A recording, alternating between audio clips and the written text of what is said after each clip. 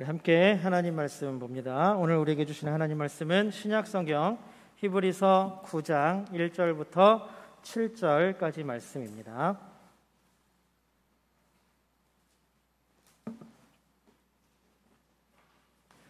신약성경 히브리서 9장 1절부터 7절까지 말씀입니다.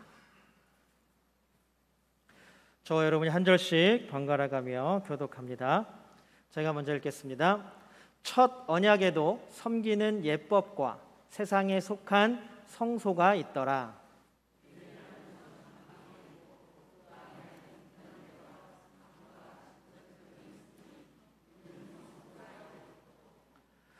또 둘째 휘장 뒤에 있는 장막을 지성소라 일컫나니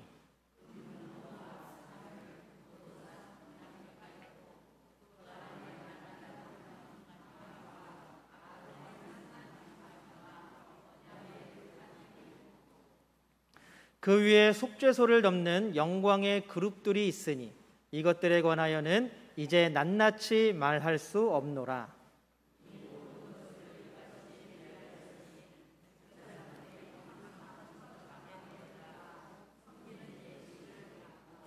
함께 읽습니다. 오직 둘째 장막은 대제사장이 홀로 1년에 한 번 들어가되 자기와 백성의 허물을 위하여 드리는 피 없이는 아니하나니. 아멘. 이 시간 하나님께 예배하는 우리 모든 예배자들 주님의 이름으로 환영합니다. 우리 예배를 통해 베푸시는 하나님의 은혜가 우리 모두에게 충만하시기를 주님의 이름으로 축복합니다. 우리 함께 예배하는 모든 분들과 인사 나눕니다. 사랑합니다. 축복합니다.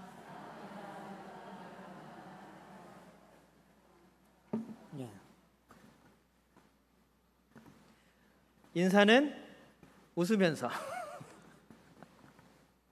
우리가 인사하면서 서로에게 우리 마음속에 있는 기쁨과 즐거움, 만나면 반갑잖아요. 그 반가움도 인사를 통해서 우리가 표현하는 거죠. 우리가 날마다 우리 옆에 있는 사람, 앞에 있는 사람, 우리 함께 예배드리는 모든 성도들을 위해서 날마다 사랑하고 축복하는 일들이 넘치기를 주님의 이름으로 소망합니다. 우리 마음 다해서 하나님께 믿음의 고백 올려드립니다. 우리 두 손을 하늘을 향해 번쩍 들고 믿음의 고백 올려드립니다. 하나님 좋습니다. 감사합니다. 사랑합니다.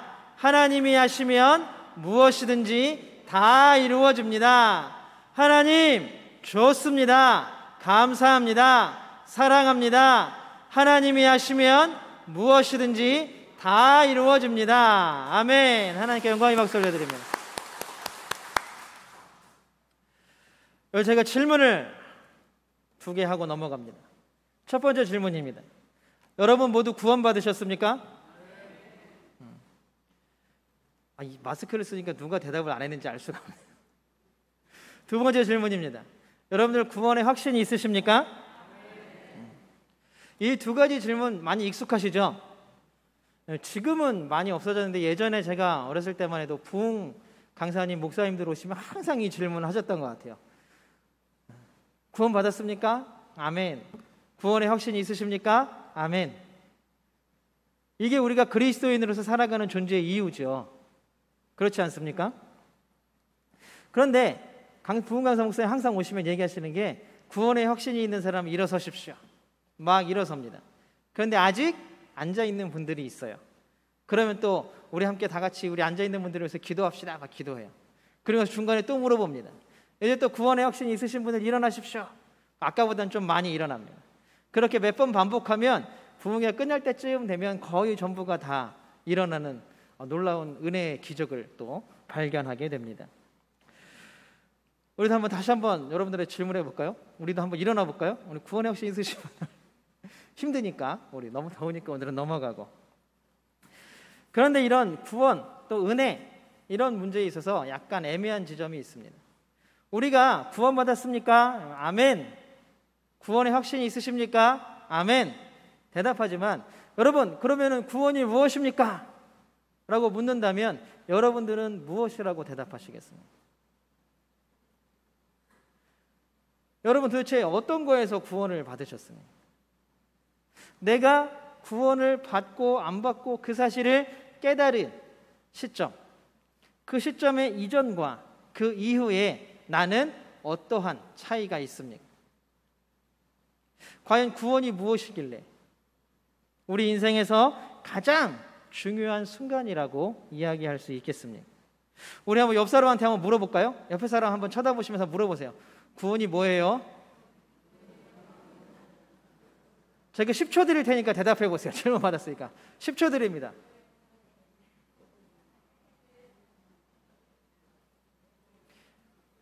(10초) 안에 대답 못 하시겠죠? 이게 뭔지도 참 애매한 것 같고 자꾸 설명하자 그러면 길어지는 것 같고. 제가 중학교 2학년 때 신영균 목사님이라고 되게 유명한 부흥 강사가 있었어요. 전국적으로 되게 유명한, 맨날 신문에 나오시는 분. 얼마 전까지만 해도 국민일보에 나오고 막 이랬던 목사님인데, 그분이 중학교 2학년 때 저희 교회 부흥 강사로 오셨어요. 그분이 그래요. 구원, 저랑 똑같이 물어보고 제가 생각나서 말씀드린 거예요. 구원이 무엇입니까? 옆 사람한테 물어보세요. 다 똑같이 그때도 그랬던 것 같아요. 저는 뭐 어렸을 때 학생 따라서 뭐 2층에 구석에 앉아가지고 애들하고 장난치느라고 정신이 없었는데, 그러면 사실 뭐 간단하게 대답하기도 뭐하고 또 말하자니 또 길어질 것 같고, 근데 뭔가 확실하진 않은 것 같고, 이게 구원인 것 같습니다. 우리가 이 구원에 대해서, 이 은혜에 대해서 앞으로 한 3주 정도 우리가 함께 한번 나누어 보려고 합니다. 우리는 아직 안 믿는 사람들이 야, 너 구원받았는데 도대체 구원이 뭐냐? 라고 물어보면 10원에서 1원 뺀 거야 라고 말할 수는 없잖아요. 요새는 1원짜리가 있는지도 잘 모르겠어요. 과연 구원이 무엇이고 구원을 통한 하나님이 우리에게 주시는 은혜가 무엇인가를 우리가 한번 하나하나씩 은혜라는 관점에서 한번 살펴보기를 원합니다. 우리가 구원이 무엇입니까? 라고 말하면 확실하게 단답형으로 정확하게 대답하기는 좀 어렵지만 분명한 것은 한 가지 있습니다. 우리가 어렸을 때부터 귀에 못이 박히도록 들어왔던 한마디, 뭐예요? 예수 믿어야 구원받는다. 이거는 좀 너무 무서운 말이고, 이거를 조금 순화하면 예수를 믿으면 구원받습니다. 그래서 이거를 좀 4글자로 단축하면 예수 구원 이렇게 되겠죠. 그러나 이 말은 여러분들 주문이 아닙니다. 이 말은 믿음의 고백이 되어야 하는 것입니다. 이건 또한 강요가 되어서도 안 되는 것이죠. 어떤 누군가를 하나님 앞으로 이끌고 인도하는 데에 강요도 소용없습니다. 억지도 소용없습니다. 그렇다고 주문처럼 외운다고 하여도 우리는 구원의 길에 들어설 수 없다라는 것입니다. 그러면 예수님을 믿어야 구원을 받습니다라는 말을 우리는 어렸을 때부터 끊임없이, 진짜 아까 말씀드린 것처럼 귀에 못이 박히도록 들어왔는데, 그럼 예수를 믿는다는 게 뭐고, 그럼 예수를 어떻게 믿으면 그 구원이 어떻게 이루어지는가 하는 것들에 대해서 우리는 사실 구체적으로 뭔가 말할 것들이 없습니다. 그래서 정말 그럼 구원하고 예수님의 관계는 어떻게 되는가? 어떻게 구원과 구원에 있어서, 구원이라는 놀라운 은혜의 역사에 있어서 예수님은 도대체 무슨 역할을 하시는가? 우리가 오늘 본문으로 삼은 히브리서 9장 1절부터 끝까지 쭉 살펴보면 하나님의 구원의 방법에 대해서 히브리서 9장은 쭉 이야기를 하고 있습니다. 특별히 구약 시대의 제사 방법과 또 예수 그리스도가 이 땅에 오심으로 말미암아 예수 그리스도를 통한 구원의 이런 놀라운 소식들을 비유적으로 비교하면서 이야기를 하고 있는 게 바로 히브리서 9장입니다. 특별히 오늘 우리가 읽은 1절부터 3절까지의 내용은 뭐냐 하면 이 성막, 하나님께 구약시대 제사드리던 성막에 대해서, 그 구조에 대해서 이야기를 합니다. 여러분들, 우리가 너무나 잘 알고 있는 것처럼 성막은 두 부분으로 나누어지죠. 한 부분은 성소, 성막에 들어가자마자 나오는 게 성소입니다. 성소에는 떡을 진설하는 떡상도 있고, 물을 담아놓는 물두멍도 있고, 항상 하나님의 임재를 상징하는 불을 켜는 촛대도 있고, 많은 것들이 하나님의 임재를 상징하는 많은 것들, 하나님의 은혜를 상징하는 많은 기구들이 그 안에 들어와 있습니다. 성소는 제사장들도, 아니면 그것을 관리하는 순번 맡은, 조별로 돌아가죠, 순번 맡은 레위인들도 그 성소에 들어가서 하나님이 맡겨주신 일들을 할 수 있었습니다. 그런데 그 성소를 지나면 휘장으로 가려져 있는 하나의 방이 있습니다. 그 방의 이름이 뭐냐면 바로 지성소입니다. 지성소라고 합니다. 여러분들 많이 들어보셨죠? 예수 그리스도가 십자가에서 죽으실 때에 지성소의 휘장이 찢어졌다라고 말합니다. 그 왜 지성소의 휘장이 찢어진 게 예수 그리스도의 죽음과 무슨 의미가 있을까? 우리가 요거는 또 제가 맨날 하는 말이지만 나중에 시간이 되면 함께 또 다른 주제로 나누면 좋겠습니다. 우리가 따로 나눠야 될 게 되게 많죠. 우리가 오늘 4절을 한번 세 번역으로 읽어보기 원합니다.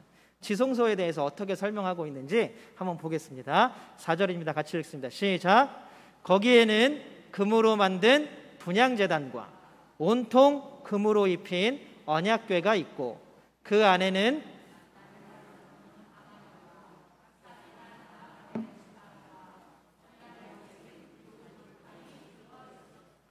아멘. 지성소에는 뭐가 있다 그래요? 정말 중요한 거는 분향제단도 있죠. 그거는 대제사장이 들어가서 하나님 앞에 향을 피우는 분향제단입니다.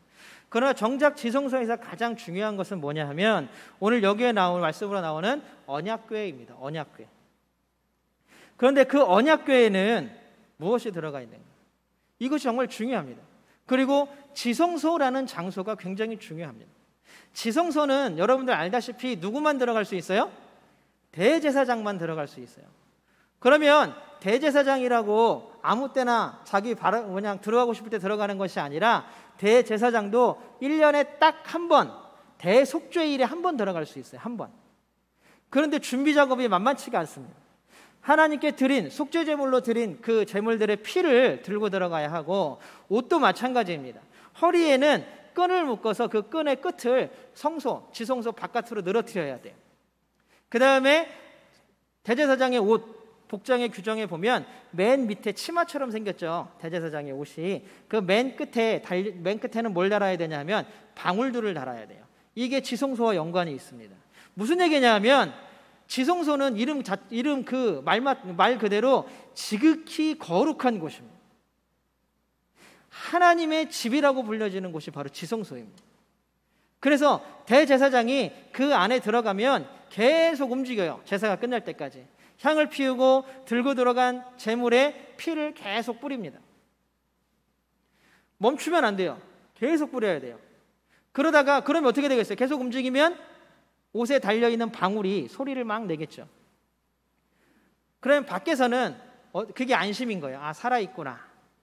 그런데 만약에 지성소에 들어간 대제사장이 큰 죄를 지었거나 아니면 이스라엘 백성들이 하나님 앞에 범죄했거나 하나님이 분노했을 때에 그 대제사장이 그 지성소에서 죽습니다. 죽으면 어떻게 돼요? 더 이상 방울 소리가 안 나죠. 그래서 허리에 묶었던 끈, 지성소 바깥으로 끌어놓았던 그 끈을 지성소 밖에서 성소에 있었던 제사장들이, 이것도 제사장들만 할 수가 있어요. 제사장들이 그 끈을 이렇게 잡아당겨서 그 대제사장의 시체를 처리합니다. 그만큼 거룩한 곳입니다. 그런데 그 거룩한 곳에 뭐가 있냐 하면 분향제단도 있지만 우리가 집중해야 되는 오늘 한 가지는 뭐냐면 바로 언약궤입니다. 언약궤. 이 언약궤, 우리가 흔히 또 구약의 법궤라고 이야기하는 이 궤는 정말로 이스라엘이 신성시 여기는 거예요. 사사기에 보면 전쟁을 할 때마다 다른 이방 족속들이 쳐들어와서 막 침략할 때마다, 그러니까 어려움 당할 때마다 이 법궤를 들고 나갔어요. 군대 맨 앞에 서가지고 이 법궤를 옮겨. 왜 그럴까요? 이 언약궤는 하나님 임재의 상징입니다. 그러니까 이 법궤를 메고 나가면 하나님과 함께 가는 게 되는 거예요. 그러니까 하나님과 함께, 법궤와 함께 가면 승리한다라는 것입니다. 아마 제 나이 또래 때 계신 분들은 영화 인디아나 존스를 보신 기억이 있을 거예요. 그 인디아나 존스에 보면 그 주인공인 해리슨 포드하고 나치 독일군 2차 대전 때니까 독일군이 이 법궤를 찾기 위해서 막 노력을 합니다. 그리고 나중에 이 법궤를 찾아갖고 이걸 뚜껑을 독일군이 확 열었는데 어떻게 되냐면 거기서 막 어마어마한 핵무기보다 더 폭발력이 강한 에너지가 나와서 막 섬 전체가 날아간다. 말도 안 되는 소리긴 하죠. 뭐 그래서 이스라엘이 법궤를 메고 나갈 때마다 승리했다. 뭐 이제 이렇게 나오는 영화입니다. 그러나 언약궤가 정말 과연 전쟁에만 쓰이는 물건일까?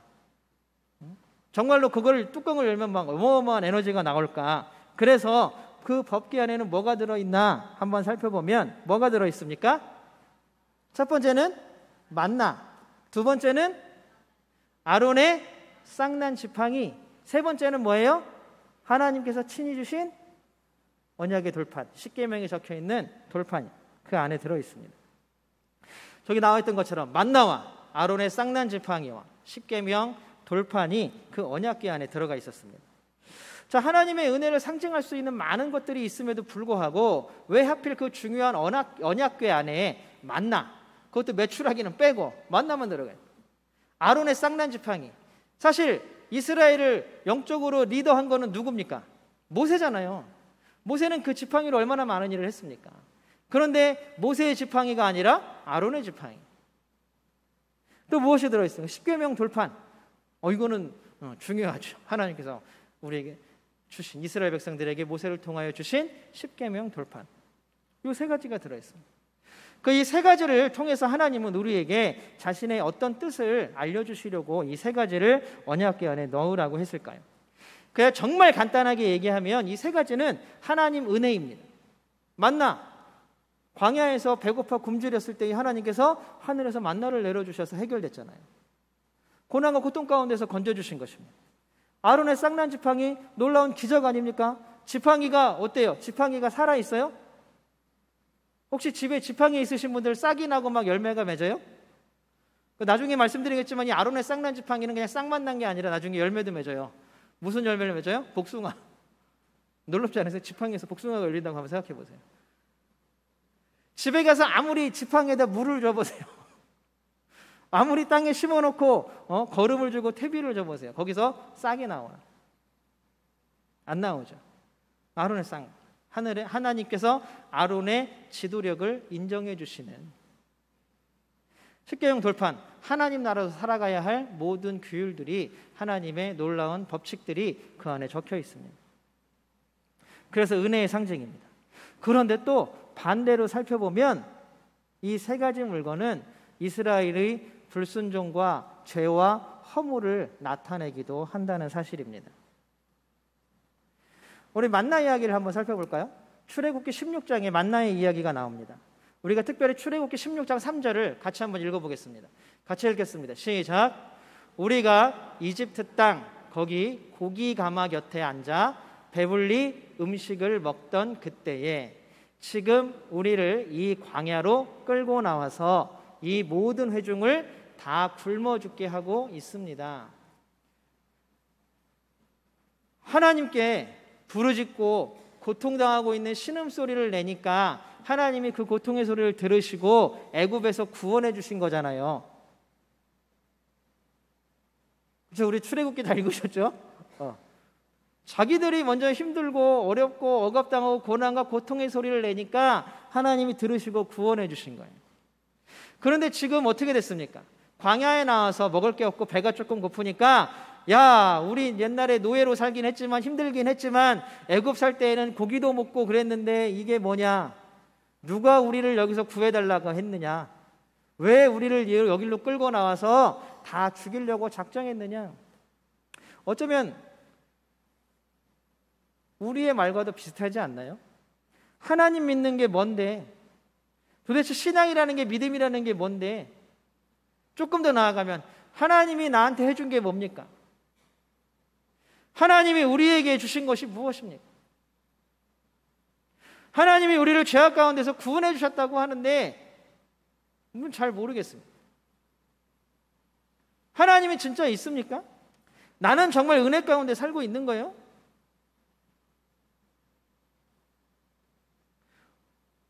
배고프다가 아우성치는 이스라엘 백성과 우리의 모습이 똑같지 않습니까? 그래도 놀라운 것은 우리가 16장 3절 봤잖아요. 그 바로 앞장에 나오는 15장에는 뭐가 나오냐면 홍해를 갈라서 건져주신 하나님을 찬양하는 모세와 미리암의 노래가 나옵니다. 그리고 백성들은 모세와 미리암의 노래에 맞춰서 막 춤을 추고 소고를 치고 하나님을 찬양하는 그 장면이 나옵니다. 돌발적입니다. 15장에서는 그렇게 찬양해놓고 16장에 들어오자마자 얼마 지나지 않아서 나 배고프니까 하나님 이게 뭐냐고, 누가 우리를 구해달라 그랬냐고 원망하고 하죠.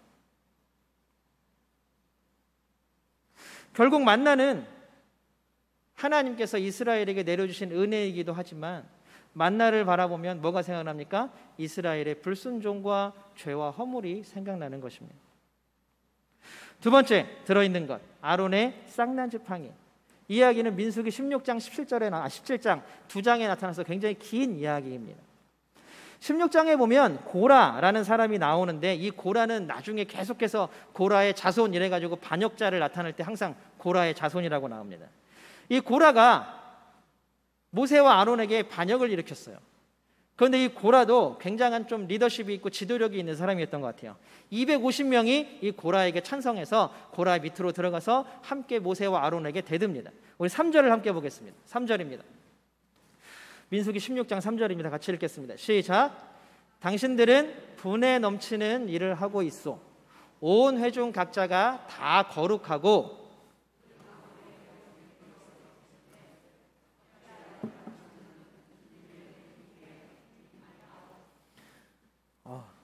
이게 저 고라의 말이에요. 야, 하나님은 우리 이스라엘 모두를 다 거룩하게 만드셨고 우리 모두가 다 하나님의 은혜 안에 살고 있는데 왜 니네만 그렇게 앞에서 대장 노릇해? 니네가 뭔데 우리를 자꾸 다스리려 그래? 왜 니네가 우리를 가르치려 그래? 많이 보던 장면 아닌가요? 지금 한국교회가 빠져있는 교만입니다. 직책과 직무를 혼동하는 것입니다. 네가 뭔데? 야, 나도 너만큼 해. 야, 네가 뭐 했는데? 내가 너보다 더 했어. 안타깝게도 하나님께서는 고라와 이 250명의 반란군들을 땅이 갈라져서 삼키게 하셨습니다. 그리고 그들이 들고 있던 향로에서 불이 나와서 그들 모두를 불에 태워 죽였다라고 말합니다.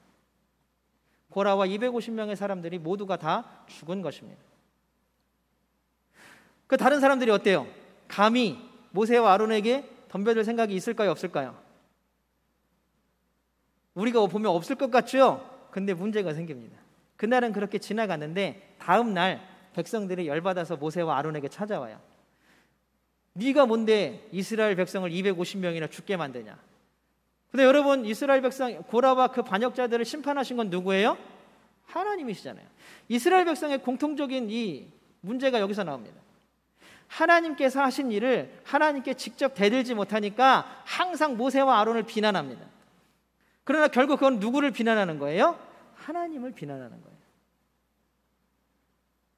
그러니까 하나님이 그 모세와 아론에게 나온 그 모든 사람들에게 말합니다. 자, 이제 각 지파에서 대표자들 하나씩 지팡이를 들고 나와. 각 지파에서 지팡이를 다 들고 나왔습니다. 그리고 아론 너도 지팡이를 가지고 나와. 아론도 지팡이를 가지고 나왔습니다. 그 지팡이 중에 싹이 나는 사람, 그 사람을 이스라엘의 리더십으로 세우겠다. 인도자로 세우겠다. 근데 결국 누구 지팡이에 싹이 났어요? 아론의 지팡이에 싹이 났다라는 사실입니다. 아론과 모세에게는 반발심을 누그러뜨리는 하나의 은혜였지만 하나님 편에서 보면 어때요? 아론의 쌍난 지팡이를 볼 때마다 이스라엘의 반역과 불순종과 죄와 허물이 생각나는 것입니다. 그리고 또 세 번째는 무엇이 들어있었습니까? 언약 10계명을 새긴 돌판이 들어있었죠. 이것은 출애굽기 32장에 나오는 이야기입니다. 모세가 하나님을 만나러 산에 올라갔어요. 산에 올라가는데 안 내려와요. 기다려도 안 내려와요. 기한이 정해져 있는 것도 아니고. 자기네들을 인도한 모세가 눈에 보이지 않으니까 걱정이 생기는 거예요. 근심이 생기는 거예요. 야, 모세 죽은 거 아니야? 그럼 우리 이제 어떻게 해? 그래서 아론에게 가서 뭘 요구합니까? 우리도 신상을 만듭시다. 우리 1절, 출애굽기 32장 1절 말씀 같이 한번 보겠습니다. 시작. 우리를 인도할 신을 만들어 주십시오. 우리를 이집트 땅에서 올라오게 한 모세라는 사람은 어떻게 되었는지 모르겠습니다. 결국 뭘 만들어요? 금송아지, 우리가 너무 잘 아는 것처럼 금송아지를 만듭니다. 그리고 그 앞에서 막 춤추면서 제사를 지내죠. 모세가 너무 화가 나서 내려오다가 이것을 보고 가지고 있던 두 돌판을 던져서 깨트려 버립니다. 그리고 하나님께서는 레위인들을 시켜서, 구별된 자들이죠, 레위인들을 시켜서 어떻게 해요? 이 골짜기부터 저 골짜기가 자기 끝자락에 다니면서 칼을 뽑아서 칼을 칼집에 넣지 말고 골짜기 끝에 이를 때까지 만나는 이스라엘 백성을 다 죽이라고 합니다. 모세에게는 뭐라고 말씀하세요? 이스라엘 백성을 내가 다 죽이겠다. 그리고 너에게는 다른 민족을 만들어서 줄게. 하나님 분노하신 거예요. 그러나 모세가 중보기도 하고 하나님께 간신히 빌어서 이스라엘은 구원을 얻습니다.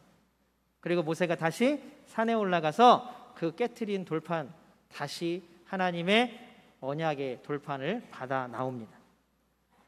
이 돌판은 하나님의 언약을 우리에게 주셨다, 하나님 나라로 살아갈 수 있는 길을 열어주셨다라는 의미에서 은혜이기도 하지만, 이 돌판을 볼 때마다 뭐가 생각나는 거예요? 이스라엘의 우상숭배가 생각나는 것입니다. 우리는 우상숭배 안 합니까? 우리는 어쩌면 하나님이라는 신앙이라는 믿음이라는 이름을 통해서 세상에서 중요하게 여기는 가치를 얻으려고 하는 우상숭배를 지금도 우리는 버리고 있지는 않습니까? 이들은 애굽에서 구해낸 신을 그냥 볼 수 있게 만들어 달라는 거였어요. 이들이 핑계대는 건 뭐냐면 이거는 하나님이라는 거예요. 그러나 하나님 입장에서는 뭐예요? 우상숭배. 결국 이 세 가지의 공통점은 뭐였냐 하면 바로 이스라엘의 죄와 허물, 이스라엘의 불순종을 나타내는 물건들이었다라는 것입니다. 우리가 이것을 딱 머릿속에 그려놓고 우리가 오늘 본문이었던 히브리서 9장 5절을 한번 읽어보겠습니다. 히브리서 9장 5절입니다. 같이 한번 읽어보겠습니다. 시작. 그리고 그 언약궤 위에는 영광에 빛나는 그룹들이 있어서 속죄판을 그 날개로 내리덮고 있었습니다. 우리 7절도 한번 읽어볼게요. 7절입니다. 시작. 그러나 둘째 칸 장막에는 대제사장만 1년에 한 번만 들어가는데 그때에는 반드시 자기 자신을 위하여 또 백성이 모르고 지은 죄를 사하기 위하여 바칠 피를 가지고 들어갑니다. 구약의 구원의 방법이죠. 대속죄일에 죄를 사하여 주시기를 원하는 제사를 드리는 거예요. 그런데 언약궤에 5절에 보면 언약궤를 그냥 그대로 다 들여다볼 수 있게 해놓은 것이 아니라 뚜껑을 덮었다라고 말합니다. 뚜껑을. 그 언약궤를 덮고 있는 뚜껑의 이름이 뭐였냐 하면 바로 속죄판. 세번역 성경에는 한번 넘겨주세요. 세번역 성경에는 속죄판이라고 나와 있어요. 그런데 개역개정에는 속죄소라고 나와 있어요. 근데 이게 단어의 번역은 훨씬 세번역이 정확하게 번역해 놓은 겁니다. 속죄판, 뚜껑이니까요. 언약궤 안에 그 세 가지의 물건들을 놓고 속죄판이라는 뚜껑을 덮어서 가리는 것입니다. 그리고 제사장들이 그 뚜껑에 피를 계속 뿌리는 거예요. 속죄판 위에. 그러면 하나님께서 이렇게 보시고 속죄판에 뿌려져 있는 피를 보고 그 안에 있는 그들이 지은 죄와 불순종과 허물을 보지 않으신다라는 것입니다. 다시 쉽게 얘기하면 이스라엘이 지었던 죄와 허물들이 그 언약궤 안에 들어가서 하나님께 속죄판으로 딱 덮으시고 이것들을 더 이상 상관하지 않겠다라는 것입니다. 그리고 제물에 피를 뿌렸을 때에 그 피를 보고 내가 더 이상 이것 갖고 문제 삼지 않고 넘어가겠다라는 겁니다. 놀라운 은혜 아닙니까? 이것이 바로 하나님께서 우리에게 베풀어 주셨던, 이스라엘에게 베풀어 주셨던 놀라운 은혜라는 것입니다. 이것이 이스라엘의 죄사함에 대한 제사였습니다. 이스라엘이 자신의 죄에서 구원받는 방법이었습니다. 이 속죄판이라는 말은 헬라어로 뭐라고 얘기하냐면 힐라스테리온이라는 단어를 사용합니다. 우리 한번 보여주세요. 힐라스테리온. 우리가 하나씩 헬라어를 배워 적어놓으세요. 나중에. 힐라스테리온. 이거는 속죄판이라는 얘기예요. 속죄판, 뚜껑, 속죄판이라는 말이에요. 그런데 이 똑같은 힐라스테리온이라는 단어가 사용된 신약의 다른 구절이 하나 있습니다. 바울이 쓴 구절인데요. 로마서 3장 25절을 우리가 같이 한번 읽어보겠습니다. 로마서 3장 25절입니다. 같이 읽습니다. 그 가로친 건 읽지 마시고 시작.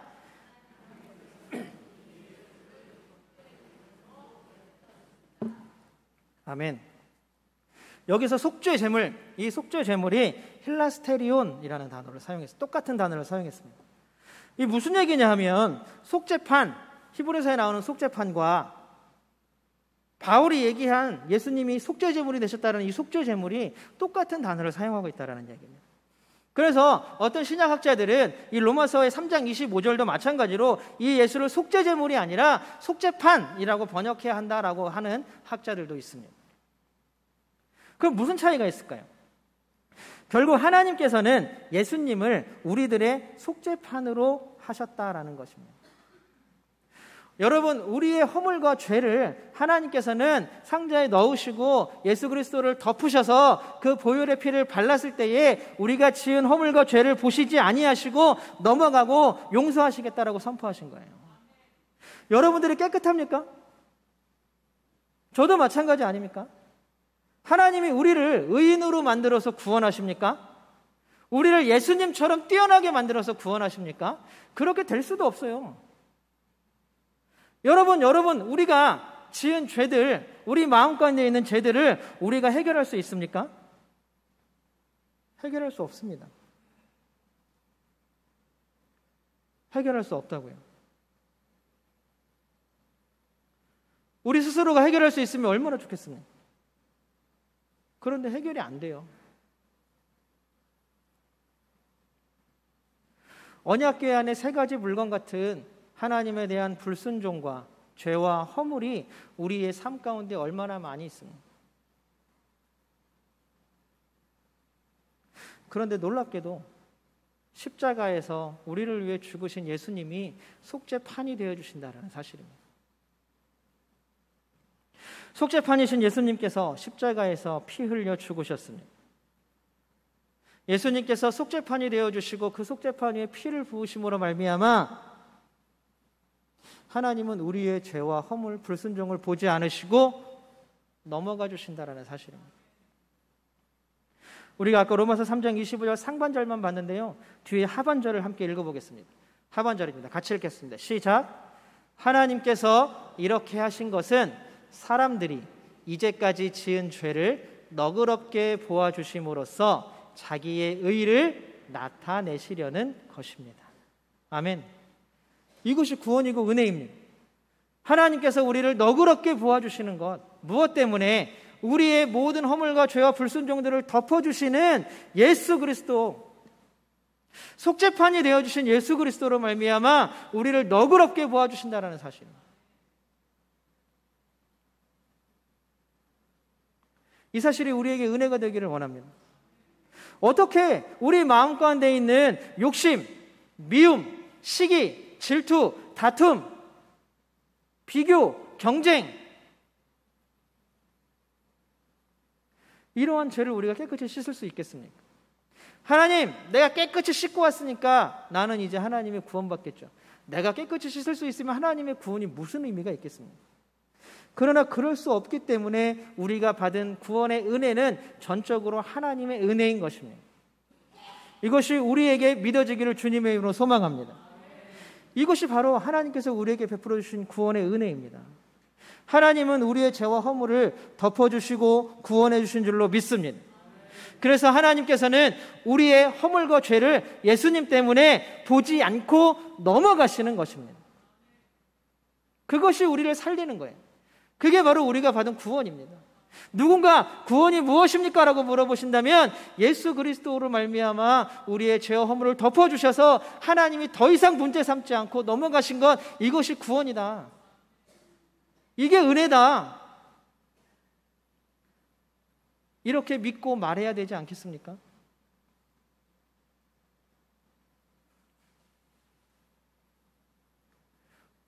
여러분들, 우리가 날마다 주시는 하나님의 은혜가 넘쳐나기를 주님의 이름으로 소망합니다. 우리는 자꾸 이런 놀라운 은혜를 받았는데 우리의 자녀들, 우리와 함께 살아가는 이웃들, 우리의 부모님들, 우리의 직장의 동료들, 우리와 함께 살아가는 많은 사람들을 그냥 보아 넘기지를 않으려고 합니다. 우리는 하나님이 너그럽게 보아 넘겨주셔서 구원받았는데 우리는 다른 사람들을 너그럽게 보아 넘겨주지 않는 거예요.